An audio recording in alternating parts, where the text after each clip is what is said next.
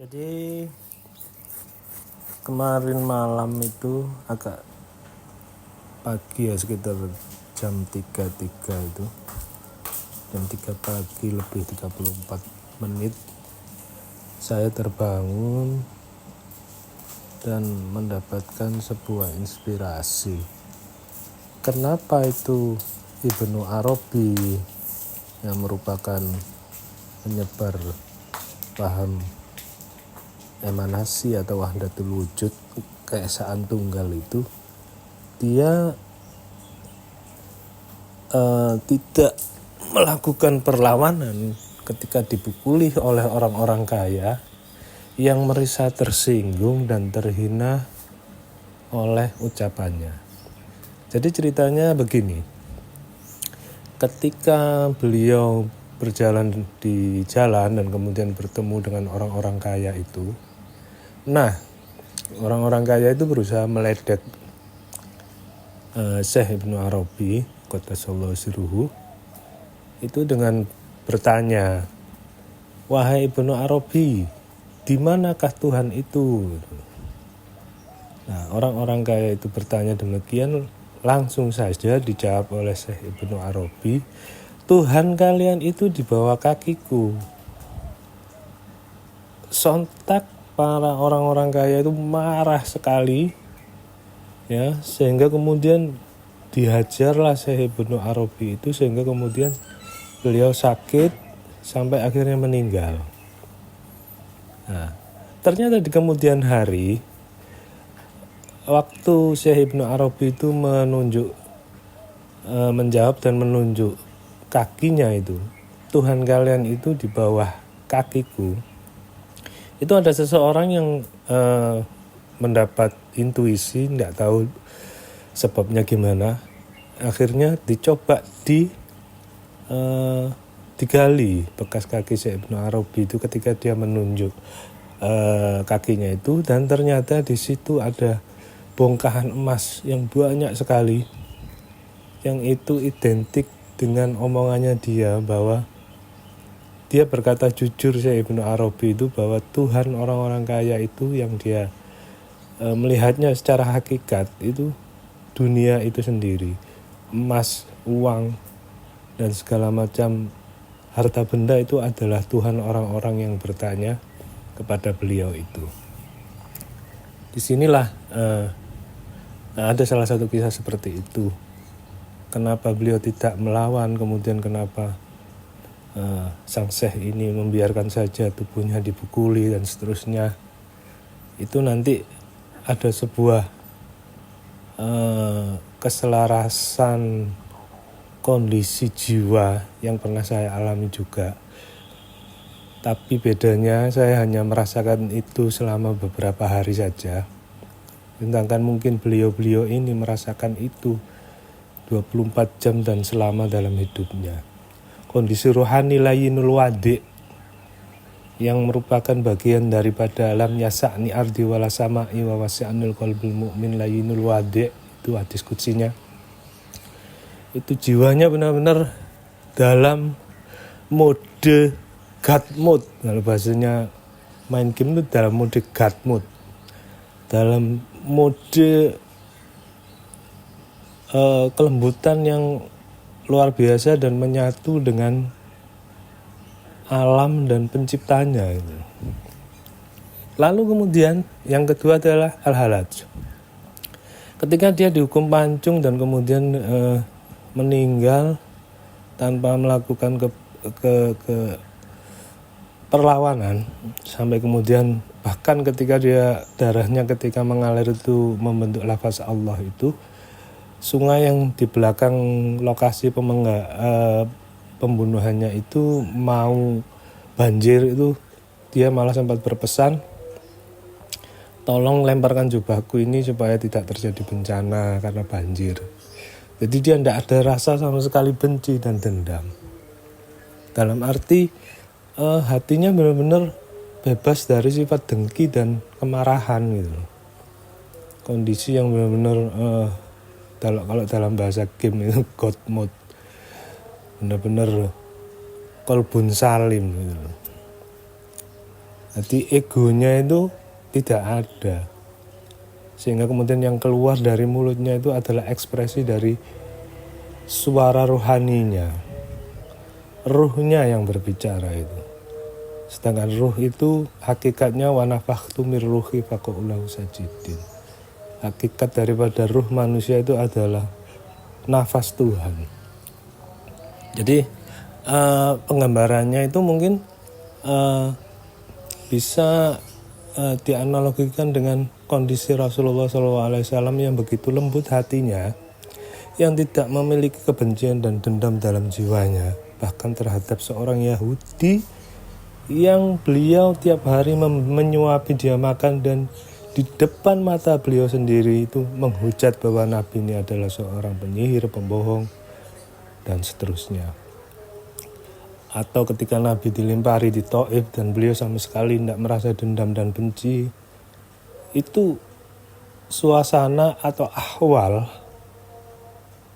orang-orang itu, termasuk Syekh Ibnu Arabi, kemudian Al-Halaj, Ki Ageng Pengging, dan seterusnya. Orang-orang seperti ini sudah ibaratnya itu mereka ini sudah, ya saya pernah merasakan kondisi seperti itu, dan memang walaupun dibunuh dia tidak akan dendam, tidak akan benci, tidak ada punya rasa sakit hati walaupun dibunuh sekalipun. Dan itu saya pernah merasakan suasana seperti itu selesai suluk pertama. Itu benar-benar luar biasa. Sehingga kemudian terlintas di pikiran saya waktu itu, saya suluk itu, kalau kau ditampar pipi kiri maka berikan pipi kananmu. Itu memang bagaimana ya, saking lembutnya hati karena tidak ada dendam dan benci di dalam jiwanya, sehingga walaupun dizalimi, disakiti, dia tetap tidak menaruh dendam dan benci. Nggak tahu kenapa gitu. Saya sendiri juga tidak paham kenapa waktu itu bisa mengalami kondisi seperti itu. Namun akhirnya saya bisa memahami, ternyata mungkin di laboratorium suluk itu kita memang diajarkan zikir puluhan ribu setiap hari guna melembutkan hati gitu loh. Jadi ada latoif, ada nafi isbat, itu semuanya adalah seperangkat alat atau tool untuk mendisiplinkan hati, atau bisa juga mengurangi, menimiskan ego diri. Jadi sehingga kemudian benar-benar ego itu berkurang drastis gitu loh. Sehingga ahwal rohani yang demikian lembut, demikian demikian suci gitu kan, seperti anak kecil itu. Sama seperti ayahanda guru waktu pernah berfatwa, tidak mungkin kalian masuk surga selama hati kalian belum seperti anak kecil, tidak ada dendam di situ. Nah itu maksudnya, bahwa sebenarnya suluk itu adalah sebuah laboratorium rohani untuk mengurangi adikuasa ego diri gitu. Sehingga ini sinkron dengan apa yang pernah diomongkan oleh Syekh Ibnu Arabi, pernah diomongkan itu, la hijabaka illa biwujudika. Jadi tidak ada hijab itu kecuali sebenarnya egomu sendiri. Tuhan itu tidak pernah menghijab kasih sayang dan dirinya dari manusia. Manusia itu sendiri yang menghijab dirinya dengan memelihara dan membesarkan ego dan nafsunya. Sehingga yang dimaksud wahdatul wujud itu sebenarnya kan kesatuan wujud. Bahwa segala sesuatu ini awalnya juga dari Tuhan, dan Tuhan juga meliputi segala sesuatu, ya kan? Jadi apapun yang terjadi di bumi ini, walaupun selembar daun jatuh, itu Tuhan juga tahu. Dan juga Tuhan meliputi segala sesuatu karena maha halus. Sehingga akhirnya makna dari wahdatul wujud itu sebenarnya kan ibaratnya dunia ini hologram memang sebenarnya. Asal muasalnya dari kalau Stephen Hawking ngomong itu kan dari black hole gitu kan.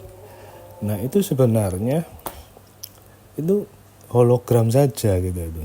Sumber daripada hologram itu ya ada di black hole itu, ada di hakikat ketuhanan itu sendiri yang memang laisa kamitslihi syai'un, tidak bisa diserupakan dengan apapun yang ada di dunia ini.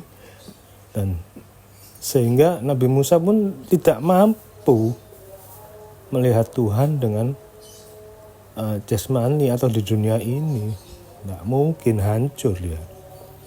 Yang ada makanya diturunkan Nabi dan Rasul supaya energi listrik itu tidak merusak dan tidak overpower gitu kan. Sehingga ibaratnya wahdatul wujud kalau dalam bahasa yang pernah saya dengar dari fatwa ayah guru itu, tidak mungkin kabel itu menjadi listrik dan listrik tidak mungkin jadi kabel. Tapi kabel tanpa listrik tidak bisa menyalurkan kebaikan, gitu kan? Nah, kabel itu ada yang dinamakan wasilah carrier itu. Jadi mursyid-mursyid dalam tarekat itu ibaratnya dia itu tower-tower gitu kan, mancar mereka itu, pasak-pasak bumi. Dan sesungguhnya dunia ini diciptakan untuk mereka-mereka itu. Kalau dari analogi yang disampaikan ayah guru itu, dunia dan seisinya ini diciptakan untuk kekasih-kekasih itu. Dan kita semuanya ini dompleng sebenarnya, numpang hidup. Namun memang karena para aulia Allah itu tidak membutuhkan manusia sebagai balas jasanya, sehingga kemudian mereka menjalani hidup ini sesuai dengan kapasitas dan waktunya masing-masing. Makanya pernah terlintas saya guru itu pernah mempertahankan dengan kalian 40 tahun lagi. Jadi orang-orang yang berzikir itu, yang menyebut asma Allah itu, yang jadi bumper terhadap keberlangsungan dunia dan sekitarnya. Tidak kukiamatkan di dunia ini selama masih ada yang menyebut nama Allah itu. Sesuai dengan hadisnya seperti itu. Sehingga akhirnya wahdatul wujud itu kesatuan keesaan, bukan yang dimaksud manusia jadi Tuhan, bukan Tuhan jadi manusia, bukan seperti itu maksudnya. Paham seperti itu salah kaprah, salah paham. Jadi dalam konteks apa yang disampaikan oleh Syekh Ibnu Arabi itu, bahwa sebenarnya segala sesuatu itu berasal dari satu, Bhinneka Tunggal Ika. Jadi bermacam-macam, tapi sebenarnya intinya hakikatnya satu, yaitu dari Allah Subhanahu wa Ta'ala itu sendiri.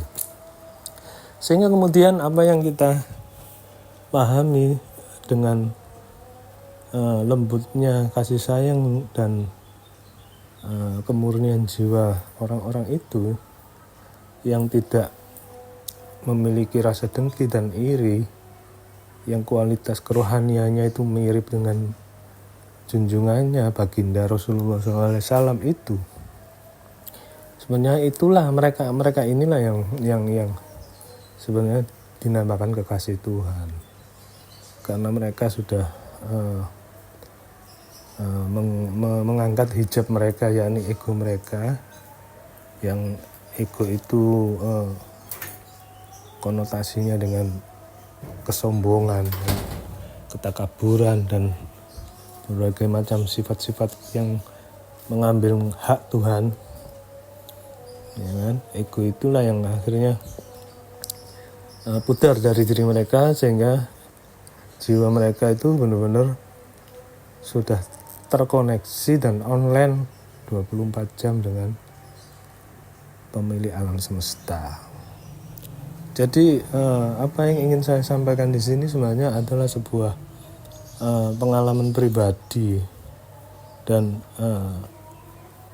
sebuah penyelarasan atau pelurusan logika, bahwa kenapa orang-orang seperti Syekh Ibnu Arabi, kemudian Al-Halaj, Ki Ageng Pengging, Siti Jenar, dan seterusnya itu, mereka rela saja ketika kematian itu menghampiri mereka gitu. Dan karena mereka sebenarnya sudah enggak bagi mereka kematian itu adalah pintu bertemu dengan kekasihnya gitu. Dan mereka sudah menjalani kehidupan ini sesuai dengan intuisi dan arahan-arahan langsung dari penciptanya. Jadi ini yang ingin saya garis bawahi, bahwa kalau ilmuwan fisika seperti Stephen Hawking, kemudian penemu Matsumoto itu, profesor Jepang yang menemukan Tuhan di dalam air, riset air. Nah, sedangkan ahli toreko, orang-orang sufi ini menemukan Tuhan dengan cara bersuluk.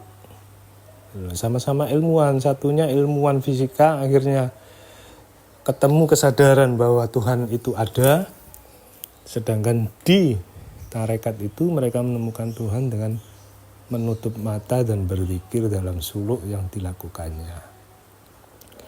Dan fisika kuantum ternyata juga selaras dengan adanya pemikiran-pemikiran Syekh Ibnu Arabi Qaddasallahu sirruhu itu. Jadi mungkin orang awam menjadi kurang paham atau tidak sampai pikirannya, karena memang fisika kuantum itu juga tidak semua orang bisa memahami kalau kita tidak bisa belajar atau mengamati lebih awal atau membaca literasi dan referensi-referensi apa itu fisika kuantum gitu kan. Jadi pemikiran daripada Syekh Ibnu Arabi itu jauh melampaui zamannya. Artinya itu sebenarnya ini bukan sebuah hal baru, karena nabi-nabi pun dari Nabi Adam sama dengan Nabi terakhir Nabi Muhammad SAW itu juga intinya kan diutus untuk menjadi rahmatan lil alamin. Tidak mungkin bisa menjadi rahmat bagi sekeliling dan sekitarnya kalau jiwanya, kolbunya belum salim, belum selamat, belum rahmatan lil alamin kolbunya. Jadi kolbu yang rahmatan lil alamin itu yang gimana sih? Ya itu yang tidak ada benci di situ, yang kolbunya itu dia sudah menjadi rumah Tuhan, kolbun mukmin baitullah gitu. Nah, akhirnya disitulah mungkin yang menurut saya itu perlunya masifikasi ataupun intensifikasi pengadaan suluk itu untuk menciptakan dan menghasilkan orang-orang yang akan memiliki kolbun salim itu. Namun memang la ikraha fiddin, orang tidak mungkin dipaksa ikut suluk. Mereka harus berangkat dari hati nurani mereka sendiri, dari keikhlasan hati mereka sendiri, dan bukan karena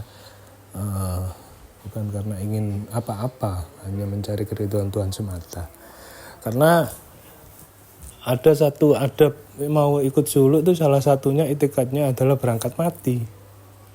Nah itu berangkat mati itu berarti kita tidak boleh berpikir apapun selain tujuannya hanya untuk mendekatkan diri kepada Sang Pencipta, untuk menolkan diri,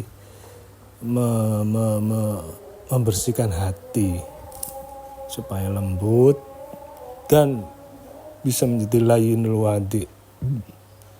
Lam yasa'ni ardi wala sama'i wa wasi'anil qalbil mu'min layyinul wadi. Tidak bisa memanjatku langit gunung kecuali hati daripada hambaku yang lunak dan tenang. Nah, ketika itulah surga itu bisa dirasakan. Jadi menurut saya memang ada metodologi itu akan menghasilkan teknologi, dan teknologi pasti menghasilkan energi. Dalam suluk itu sudah dilakukan inovasi-inovasi oleh para ulama sebelumnya sedemikian rupa sehingga kemudian bisa sampai diteruskan sampai dengan saat ini. Itu bukan merupakan sebuah hal yang remeh, itu sudah merupakan ilham dan kemudian sudah diuji coba oleh ratusan juta manusia yang akhirnya sekarang kita lihat populer kan itu pemikiran-pemikiran tentang law of attraction dan seterusnya itu kan sebenarnya kan awalnya dari pemahaman spiritual juga itu. Ho'oponopono itu juga merupakan sebuah pemikiran-pemikiran spiritual yang pada dasarnya paralel gitu loh. Yang mungkin leluhur mereka itu juga menemukannya dari ilham-ilham yang juga berasal dari Tuhan pada intinya. Bahwa sebenarnya kenapa wahdatul wujud itu menjadi disalahpahami karena memang ini merupakan sebuah fisika kuantum kalau dalam bahasa teknologi itu. Jadi kalau kurang paham memang akan membingungkan dan malah salah paham. Namun cerdasnya para ulama dulu itu untuk mengenali Tuhan itu cukup dilakukan saja melalui suluk tadi. Dilakukan dengan benar, tidak pernah batal wudhu, dan beberapa adab-adab yang ada di dalamnya itu ketika dilaksanakan dengan benar maka hasilnya akan luar biasa. Itu saja apa yang bisa saya sampaikan sebagai catatan suara ini. Semoga bisa bermanfaat bagi diri saya sendiri dan juga yang mendengarkan. Terima kasih.